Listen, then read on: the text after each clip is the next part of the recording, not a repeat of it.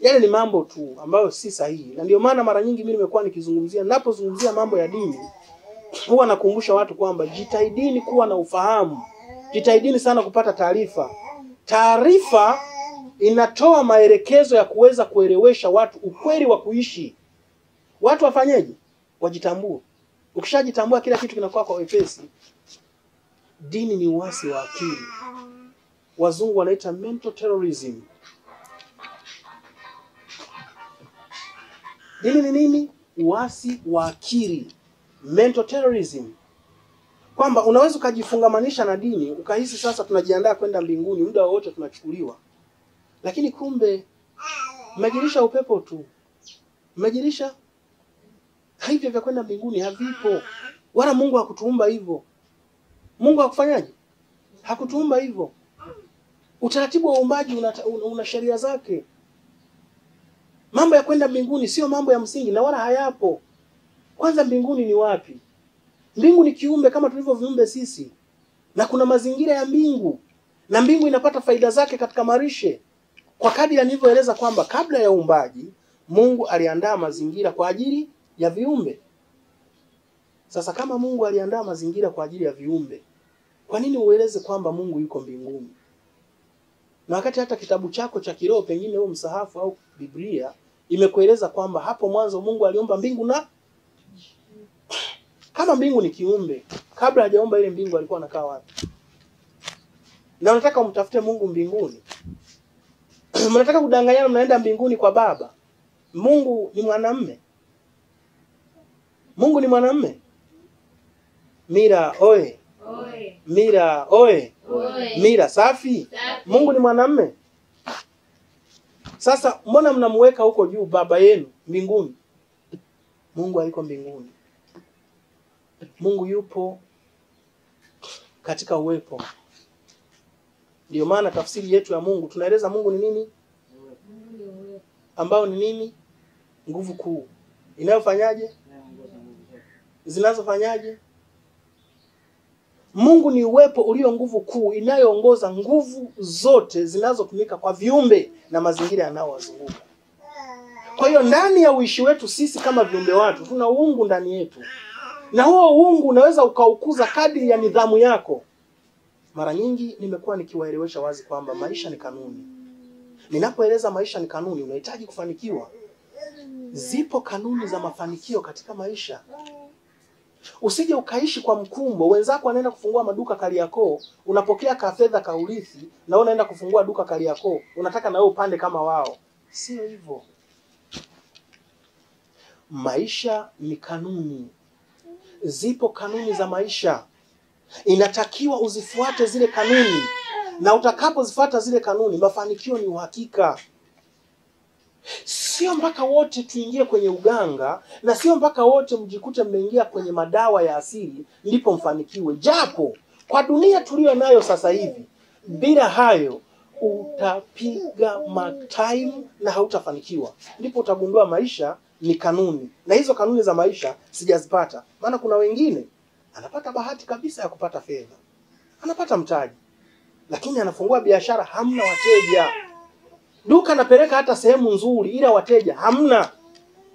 Hapo ndipo utagundua kwamba kumbe kuna sababu ya kuanza kufuatilia ni namna gani ninaweza nikapata na mimi wateja.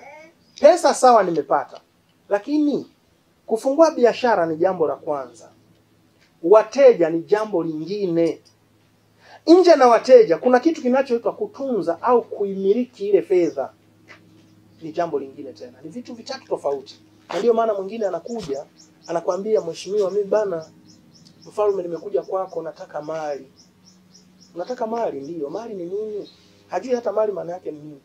Ila kwa kweli sikia tu barabarani wanasema kumiliki mali, kumiliki fedha bila kutoa kafara, kumiliki fedha ya majini, unapata kajini kanakuletea fedha. Wa Tanzania acheni upumbavu. Nimesema Tanzania ni nchi pekee ambao vijana wana upumbavu mwingi kuliko Kenya na nchi za Uganda. Na ndio maana unaweza kushangaa Mkenya anapokuja kwenye himaya, anakuja kiwa amejiandaa. Mkongomani anapokuja kwenye himaya yangu, anakuja akiwa amejiandaa, anakuja na fedha, haji na maneno. Uganga ni hera. Mtu asikudanganye kwamba nitaenda pale nikalielie. Wewe ulielie, mimi dawa nimeokota. Hapa Dar es Salaam kuna sehemu ya kuchimba dawa, kuna poli la kuchimba dawa hapa. Lakini pia kumbukeni, dawa, utendaji wa dawa sio zile tu za msituni. Kuna kitu kingine tunaita vikoleza dawa. Watu wa pwani mnaita vingira. Sisi watu wa bara tunaita vizimba vinavyokoleza dawa. Unahitaji nini? Mimi nahitaji mgodi wangu na mimi nipate riziki. Sasa huo mgodi wako tunahitaji utafute miti ifuatayo. Tunaomba utafute mwibukia kuzimu, tunaomba utafute sangabaseka, tunaomba utafute mkobwa jana, lakini nje na kupata hiyo miti, tuna kitu kingine tunakihitaji hapa. Hicho kingine tunachokihitaji ndio kinakufungamanisha na wale viumbe. Ndio maana wengine kwa bahati mbaya, kwa kuwa wanasikiliza tu maneno bila kufuata taratibu za uganga, wanatoa kafara za watoto. Naomba haya niyarudie kwa sababu kwa bahati mbaya sana nimekuwa nikionya sana watu mnaotafuta fedha. Acheni kuweka mbele kutoa kafara viumbe watu. Madhara yake ni makubwa sana. Mimi ni mganga, mimi ni mfalme, ni kiongozi wa kimila. Najua madhara hayo kuliko wote ambao wanawaza hivyo. Kwa sababu sisi ndio tuna uwezo wa kuzungumza na viumbe wanaoonekana na viumbe wasioonekana. Madhara ya kutoa kiumbe mtu ni mabaya sana. Ndio maana kuna matajiri wana hasira. Matajiri wana roho mbaya. Hata muombe fedha hakupi. Kwa nini? Kwa sababu anajuta mtoto wake aliyemuua, anayeishi naye chumbani, kila siku akimpa masimango na maneno machafu, hali ya kuwa fedha kule zinaendelea na anapata fedha nyingi. Na baadaye unakuta amepokea laana isiyo ya kawaida. Kumbukeni, hii dunia ni dunia ya Mungu. Hii ni dunia nani? Sisi wanadamu tumekuja kwa ajili ya kuishi tu na kutia Muumba. Ndio maana hata katika ibada yetu tumekuwa tukielezea wazi kwamba Mungu Muumba wetu, uliyeumba uwepo wetu, dunia na vyote vilivyomo kwa uweza na nguvu, tunatii kwa yako Muumba wa vyote. Yako yatendayo yatende nasi, tusamehewe makosa ya kina nani? Ukifuatilia hapo utagundua wazi kwamba dunia hii ni ya Mungu na sisi viumbe ni wa Mungu, na hakika kwa Mungu tutarejea. Maana mnaweza mkajiuliza, wewe mheshimiwa umesema dini hauna na umesema dini ni wasi wa akili. Sasa nini mbona tena mnasema Mungu? Mungu hayuko kwenye dini. Ndio maana nikasema tunajifunza masomo ya ukweli wa kuishi. Maisha walioishi bibi na babu zetu toka mwanzo wa kuishi kabla ya dini. Taarifa za uwepo wa dini tunazijua. Dini ya Uislamu kwa hapa kwetu Tanzania bara, ikiwa bado ni Tanganyika, imeanzia Kilwa mwaka wa 1800 na ngapi? Wangapi mnakumbukumbu? Karne ya 8. Kilwa, muda mrefu sana kabla ya Ukristo. Takriban miaka 1200 hivi leo ndipo tulipokea Uislamu hapa. Lakini je, toka mwanzo wa kuishi sisi hapa tumeishi miaka tu 1200? Lakini tukiachilia mbali hapo, ilikuja ikapotea kabisa. Kwa sababu ilikuja na mambo ya utumwa, ilikuja na mambo ya kutesa watu, ilikuja na mambo ya ubaguzi wa rangi, wanavua wanawake, wanawachapa fimbo, ikaja ikapoteza umaarufu. Ikaja dini tena ya Uislamu mpya ambayo ilibukia Bagamoyo karne ya ngapi? Ya 13. Miaka 800 iliyopita, ambao ndio huu Uislamu unaoendelea mpaka hata hivi leo. Je, kabla hiyo miaka 800 bibi na babu zetu walikuwa hawaishi au walienda kutangaza dini kwa wanyama? Jibu linakuja kwamba dini ni vitu vilivyokuja tu, ila bibi na babu zetu walimfahamu Mungu kabla ya dini na waliishi kwa kuzingatia mema ya kuishi, na mbingu zilikuwa zikiwatii. Wanapoomba mvua, mvua inanyesha. Inapoonekana kuna ukame kama kipindi hiki mwaka 2025 watu wanakumbana na ukame, nimekuwa nikitoa maelekezo, jamani wakulima, mkiona kuna ukame, mimi huwa nimejitolea kwenda kuombea mvua sehemu zote nchini bure. Mtakachogharimika ni nauli tu. Nifikisheni kwenye eneo lenu, nitawasaidia kuomba mvua na kubariki mbegu zenu, mtavuna. Kigoma pekee ndio wanaoweza kunifaidi katika mambo hayo. Lakini kuna watu wanalalamika, kuna ukame, wanafuata mapadri, wanafuata mashehe, ombeeni kuna ukame. Lini shehe na padri wakaleta mvua? Mvua ziko kwetu, nguvu ya mvua hii hapa. Mvua ziko kwetu sisi, viongozi wa kimila. Sisi ndio tuna siri ya asili. Sisi ndio tunaocheza na misingi ya dunia. Sisi ndio tunaojua ukichukua huu mti ukachanganya na huu na ule, radi zinaanza, mvua inanyesha, watu hapa wanapata mazao yao. Sasa mazao yanakauka, mnaanza kukosa pa kukimbilia. Unaenda kwa mganga wa kienyeji, mazao yanakauka. Unataka fanyaje mganga? Mganga sio kazi yake ya kuja kukusaidia mazao yako yanayokauka. Hiyo ni kazi ya viongozi wa kimila, wazee wa kimila. Ukisha wataarifu wale waliotunza hekima hiyo ya kuleta mvua palipo na ukame kama sisi, ndipo sasa tunakupatia maelekezo. Wengine wanasema, mfalme unaongea sana, sasa tutajuaje kama hayo yote yanakuwa hivyo? Ingia mtandaoni, andika chifu aliyezuia mvua mbele ya rais, utakuta ni mimi. Wakati tukiwa kwenye tamasha la utamaduni Moshi Kilimanjaro na Mheshimiwa Rais, mvua ilikuwa imefuruliza siku 5. Na hata tulipofika pale machifu wakaanza kusema, jamani, leo tunaaibika kwa sababu mheshimiwa anaingia na leo tuna tamasha kubwa la asili, halafu mvua inyeshe, tuko hapa tunadharirika. Nikaambia, msipoteze muda, hilo niachieni mimi, mvua ikinyesha mnilaumu mimi. Nakumbuka chifu wa Inyonga huko Sumbawanga, sasa hivi imekatwa, inaitwa Katavi, aliniangalia, ni mzee sana, kaniangalia, wewe kijana ni wa wapi? Nikaambia mimi ni mtu wa Kigoma. Kama ni wa Kigoma sawa. Nikajiuliza sasa, je, Tanga hawataki mvua?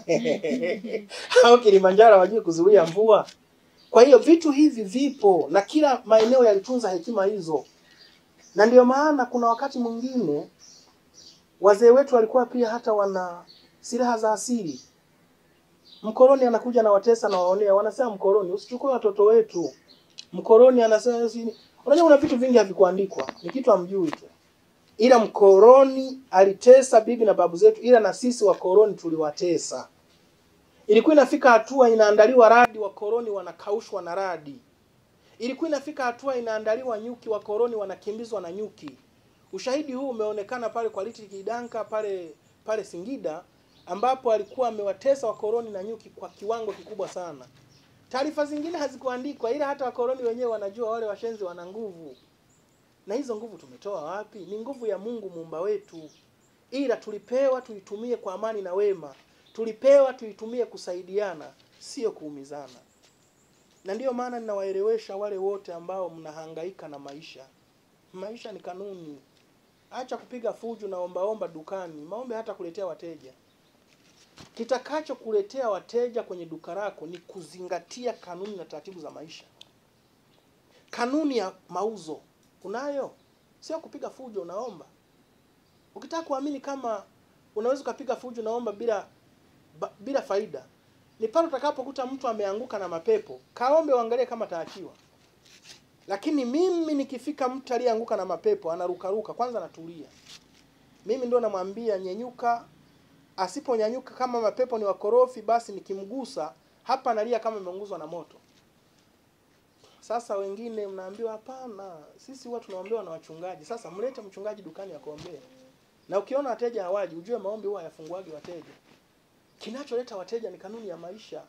Ndio maana sisi ukija hata pamoja na kukupatia dawa, tunakuelewesha kwa sababu dawa zetu zinazingatia kanuni na taratibu za maisha. Kuwasaidia ombaomba, kuwasaidia wajane. Niliwahi kuwajulisha kwamba nilipata mteja alikuja kaniambia, mfalme tafadhali, panya wameingia kwenye kabati langu, wameingia kwenye kabati la watoto, wamekula nguo zetu. Na baada ya kuwa amenipa hiyo taarifa, nikamwambia hizo nguo umekuja nazo? Akasema hapana. Nikamuuliza ulizipiga picha? Akasema ndiyo. Matundu yako mangapi? Tulihesabu matundu. Tulipohesabu matundu tukauliza wazee. Wazee wakaeleza matundu haya yana maana mbaya. Hii ni laana imeingia kwenye familia. Wangapi walishawahi kuliwa na nguo zao kuliwa na panya? Wewe nguo panya hawajawahi kutafuna za kwako? Wangapi ambao nguo zao ziliwahi kutafunwa na panya? Wewe bado? Wewe bado pia? Yeah. Ni mmoja tu nguo zake hazikuwahi kutafunwa na panya.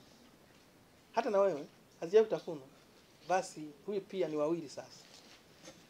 Tulipohesabu matundu tukauliza wazee, mnajua nguo ikiliwa na panya tundu moja, naeleweka? Tundu moja. Nguo yako ikaliwa na panya, umeitunza begini, umeitunza kwenye kabati, ikaliwa na panya tundu moja, ni bahati. Umeelewa?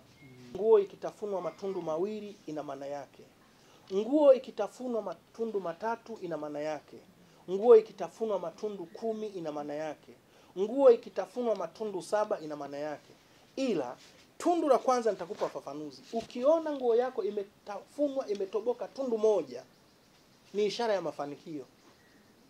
Maana isije kafika hatua mkaona panya, viumbe panya, mkaanza kutangaza navyo vita. Ile ni taarifa. Wazee wetu walikuwa wanaishi kwa taarifa, kwamba kiona panya anavuka njia yuko kwenye safari, anajua niendako amani ipo. Akiona nguo ametafunwa kwenye kabati yake matundu matatu, anajua tayari mkosi umeingia. Na taratibu ya nguo kutafuna matundu matatu ni uchuro. Wangapi mnaelewa nikisema uchuro? Ni uchuro. Sasa huyo mteja nguo yake ilikuwa imetafunwa matundu matatu, ya mtoto imetafunwa matundu 7, ya mtoto mwingine imetafunwa matundu 2. Baada ya kukusanya yale matundu yote tukayahesabu, maana zilitafuniwa kwa wakati mmoja, tukajiridhisha pasipo shaka ni uchuro, ni kiumbe kifo ameingia kwao. Kiumbe nani? Kifo. Kiumbe nani? Kifo. Wangapi mlikuwa mnajua kama kifo ni kiumbe?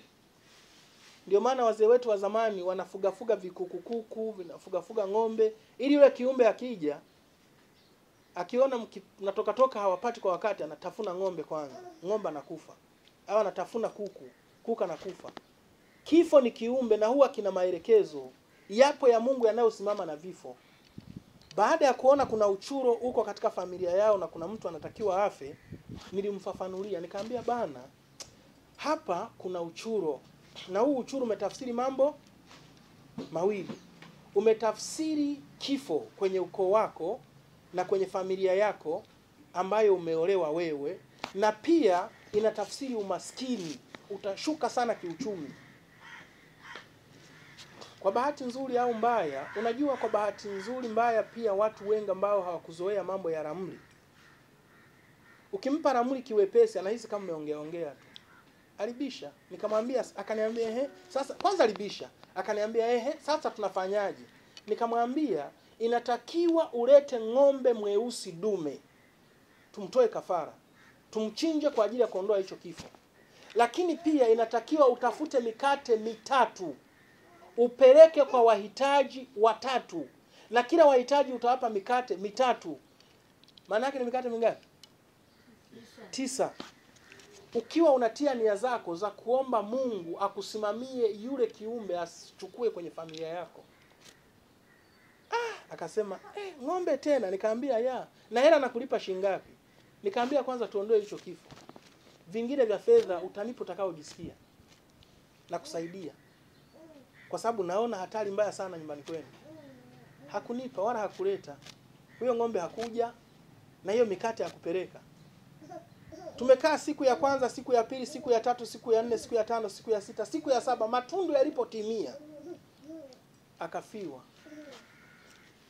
Mama yao mzazi alikufa. Alikuja, yani hata hawajazika, anakuja anapiga magoti, anasema, mfalme ungekuwa unamfahamu mama yangu ningehisi wewe ndio umemuua. Lakini haumjui. Ulijuaje kama kuna kifo? Nikamwambia hizo ndizo kazi zetu sisi. Na ndio maana tumekuwa tukiwakumbusha na kuwasihi, kuweni na utii.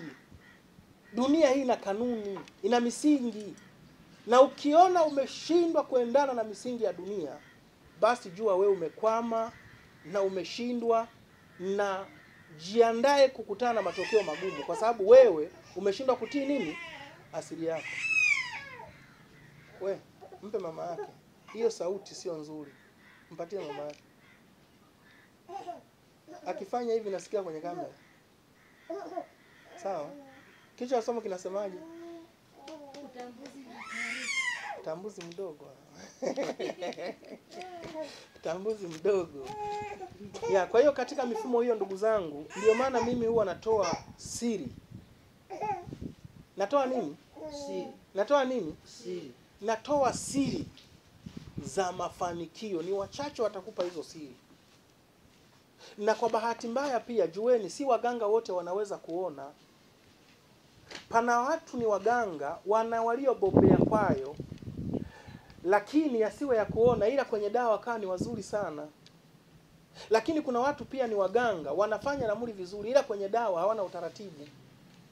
Au akaweza kawa vizuri kwenye ramli, anaweza kawa vizuri kwenye uganga, anaweza kawa vizuri kwenye dawa, lakini kwenye ya asili, ule umoja wa kiutu na taratibu za viumbe na ya Mungu hawako vizuri. Ndio maana unaweza kashangaa unaenda kwa mganga, anakwambia toa mtoto. Hayo mimi sihusiki nayo. Mimi sitoi kafara za watu. Na nimeshapata watu wengi, hata napiga simu, nina watoto 5, naomba mmoja nimtoe asaidie wengine, namwambia hapana. Hizo sio kazi zangu. Kama unataka utajiri, njoo na kazi yako. Hata kama kazi yako ni kuuza vitumbua, wewe njoo tu. Utaona utajiri utakavyosoma. Usiniletee mwanao, mimi sina shida naye. Sina kazi mimi ya watu. Sina kazi ya watoto. Wewe nitafutie hela nikupe dawa. Mtoto wako sina shida naye. Mtoto wako sina shida naye. Lakini pia unamuelimisha, madhara ya kutoa mtoto wako ni makubwa. Utapata utajiri usio na raha. Utapata utajiri usio na amani. Ndio maana unaweza kushangaa kuna matajiri hata wake hawana. Ni tajiri ila hajaoa hata kuoa. Kwa nini? Anaogopa hii siri ya huyu mtoto wangu niliyemtoa wa nje, niliyempata barabarani. Nikioa mke ni nani atakaa humu? Kila siku huyu mtoto ananilalamikia. Kila siku tuko hawa. Ananilalamikia. Au mganga kabisa anamwambia bwana, wewe toa mtoto, mke wako ataondoka, ila huyu mtoto hiki kivuli chake kitakutesa milele. Sasa wengine anakutana waganga wa namna hiyo, kwa sababu ya upumbavu wake anasema kwani atamuona? Nimemtoa. Unamtoa nani? Fulani. Weka sindano kwenye kioo. Pa! Ukiweka tu nyumbani unakuta turubai. Unaanza nawe kulia na wengine. Unajua tena wanaotoa kafara nafika wanalia kuliko wengine. Kwa sababu akili ilikuwa inamtuma hivi, kwani mtoto nimekuja naye, kwani watamuonaje? Mimi nikipata hela tu baadaye nitamtibisha huyo mtoto. Mwanangu, ukiingia mkataba nyumbani unakuta turubai. Ndio maana hayo mambo mimi sitaki kuyafanya. Lakini wapo wanaoyafanya. Na anakuambia unataka hela, unataka ndagwe, basi utafanyiwa mtoto. Lakini uzuri sisi wakati mwingine tuna viungo tu tutakutengenezea chungu safi. Na hicho chungu tukikutengenezea, kama una biashara penye ndo utajiri, yani ushakuwa tajiri ila hujajitambua. Ila kama huna biashara, tutakushauri uwe na chanzo tu cha kipato. Hata kama unauza vitumbua, wewe njoo. Hata kama unauza vitumbua, njoo upate ule mema ya kuishi. Kwa sababu dunia hii ni kanuni. Dunia hii ina nini? Unakaa kazi, unafanya kazi ya walimu, unapata kama mshahara, njoo. 100,000. 100,000 inaweza kubadilisha maisha yako. 100,000 inaweza kubadilisha na kukuweka katika viwango vingine kabisa. Lakini kama utakuwa haujatambua na kunidhamia, haujapata taarifa kama hizi, kwamba nimepokea taarifa na hizi taarifa ni za kunifikisha kwenye level nyingine, basi ndiyo maana unakutana na watu wanaendesha magari mpaka unajiuliza watu wana fedha wanazitoa wapi? Hivi ndugu zangu, labda niwaulize tu swali jepesi.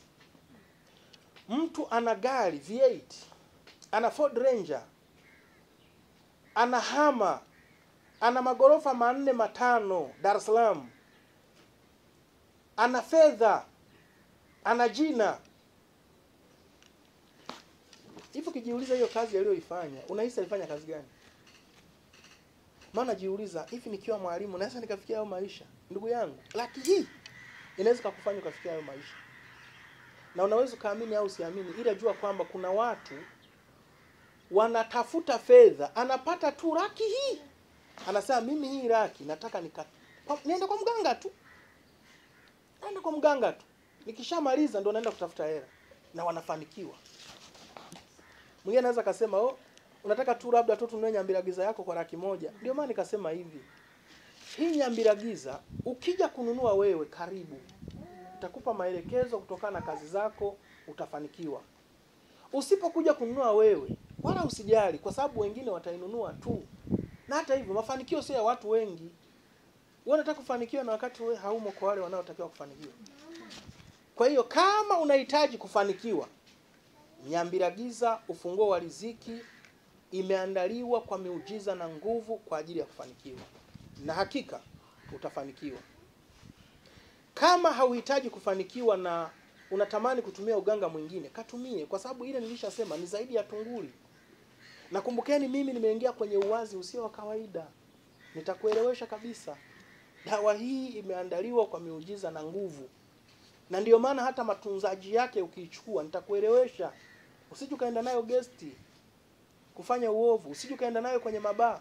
Ile imeingizwa nguvu ya utiifu. Imeingizwa kanuni ya kukusaidia. Haijaingizwa kanuni ya uchafu ya kukuharibia. Na ndiyo maana inahitaji ipate mazingira sahihi pia. Na mwingine anaweza kusema sasa mfano ikitokea nimeenda nayo kwenye nyumba za wageni itakuwaje?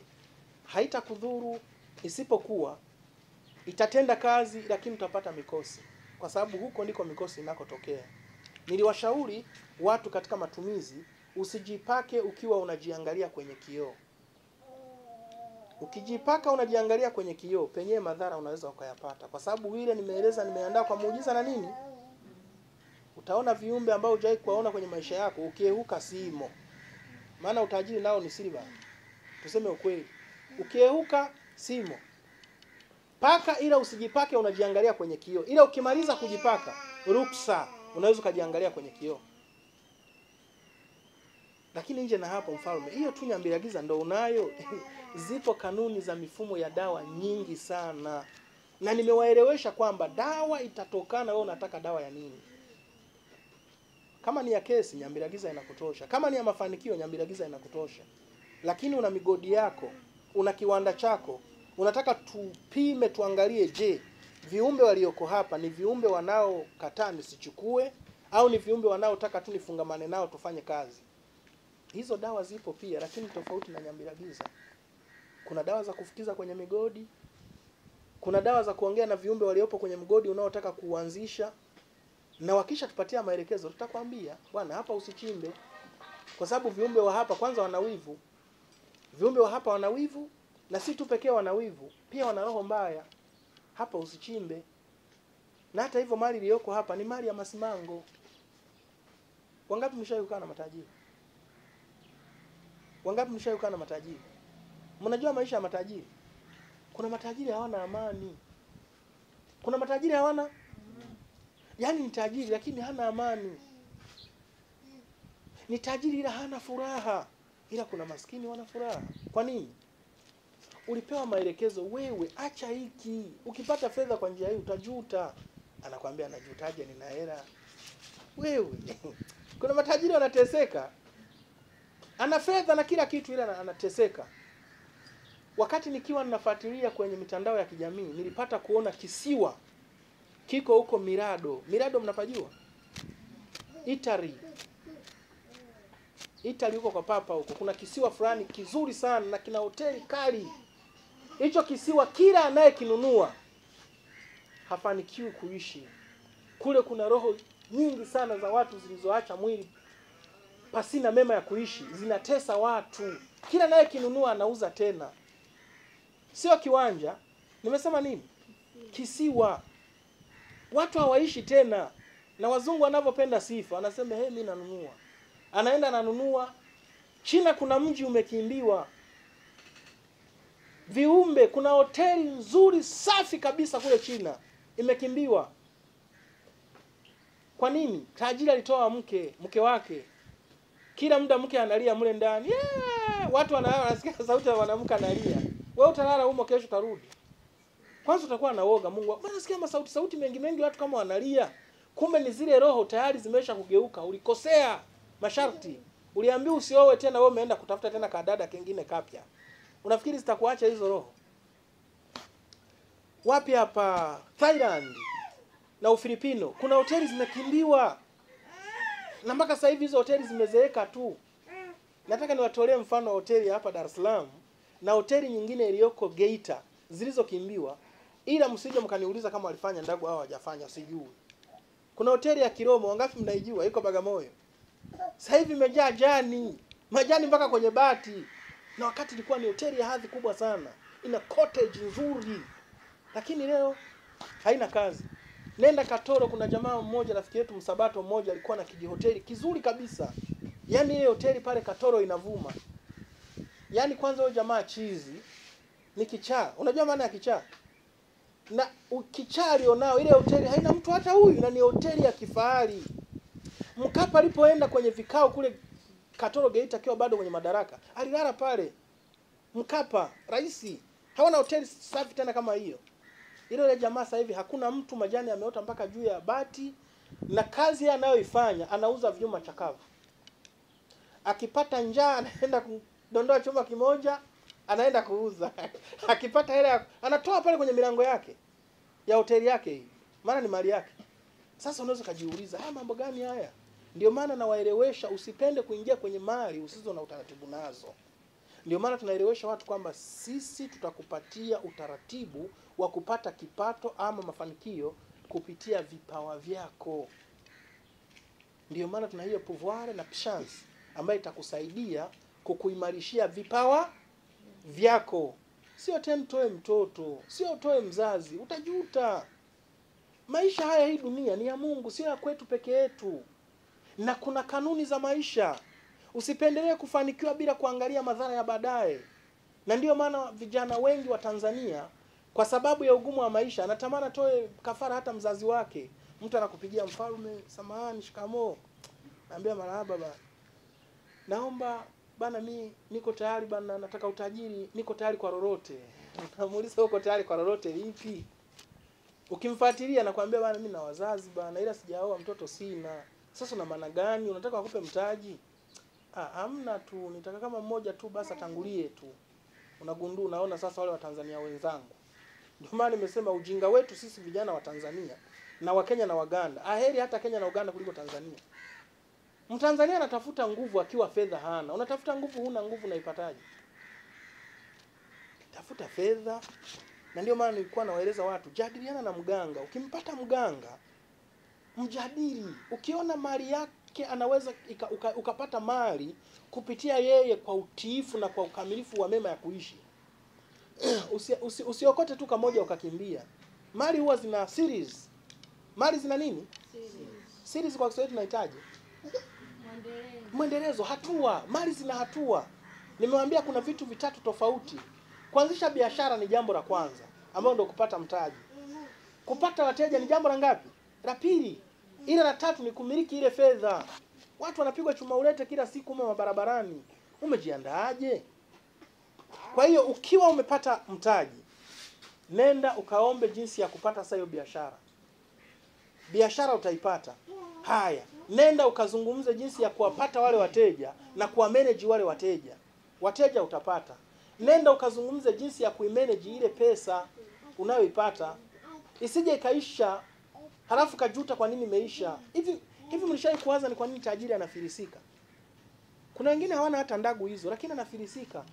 Anafilisika kabisa. Unaambiwa huyu hana hela tena. Hata 100 ya kula hana. Na wakati alikuwa na maduka Kariakoo, alikuwa na maduka ya spare, ila sasa hivi hana fedha. Imeenda wapi? Hapo ndipo nagundua kwamba kuna makosa ameyafanya. Na hayo makosa ni makosa gani?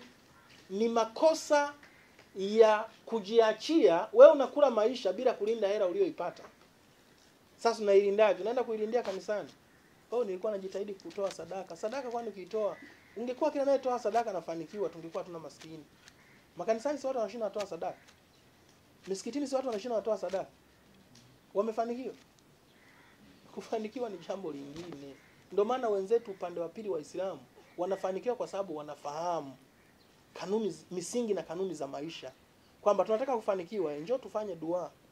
Njoo tuchome udi, njoo tutengeneze makombe, njoo tusome rukia, tukupatie na hiki na hiki. Tukikupatia utapata. Wakristo nyie mnaenda na maneno matupu. Mtasubiri kufanikiwa mbinguni. Jamani, kwa leo tumekamilisha. Karibuni kwa ajili ya kuweza kumalizia jambo letu. Nadhani tutaonana tena Jumamosi ijayo kwa ajili ya maendelezo wa darasa la masomo ya ukweli wa kuishi. Zaidi ya hayo, kama nilivyoweza kueleza, ni kila siku za Jumamosi kuanzia saa 2 asubuhi mpaka saa ngapi? Sasa hivi ni saa ngapi? Saa 6. Na dakika ngapi? Nimejua. Kwa hiyo tuendelee tu kushukuru kwa Mungu anayotenda, yameendelea kutusimamia na yameendelea kutufaa. Tutamalizia, lakini baadaye tena tutaendelea kutafakari yale yote tuliyozungumza. Na kikubwa leo tulichojifunza ni utambuzi pamoja na taarifa. Kuna baadhi ya watu hawajafanikiwa kwa sababu taarifa hawana. Lakini kulipata taarifa, kila mtu anatakiwa afanikiwe. Maana mafanikio ni haki ya kila kiumbe. Lakini wengine tunachelewa kupata mafanikio kwa sababu taarifa ya watu tutafanikiwa na tutafanikiwaje hawajapata. Hivyo kwa leo naomba tuishie hapa. Basi turuhusu uwepo kwa ajili ya kutawanyika kwa ajili ya Jumamosi ijayo. Mungu muumba wetu, uliyeumba uwepo wetu, dunia na vyote vilivyomo kwa uweza na nguvu, tunatii kwa yako Mungu wa vyote, yako yatendayo yatende nasi siku zote. Tusamehewe makosa ya sisi na vizazi vyetu, urejeshe akili yetu iliyoroga na Yesu wetu, tufundishike upya asili ya ukweli wetu, waovu na wachawi tusiwe pamoja nao. Turejeshe ndugu zetu waliotekwa dini, tuunganishike upya kwa nguvu ya asili yetu itendayo kwa ukubwa usiotazimika. Mizimu ya asili yetu itufae siku zote, itufahamishe ya kale hekima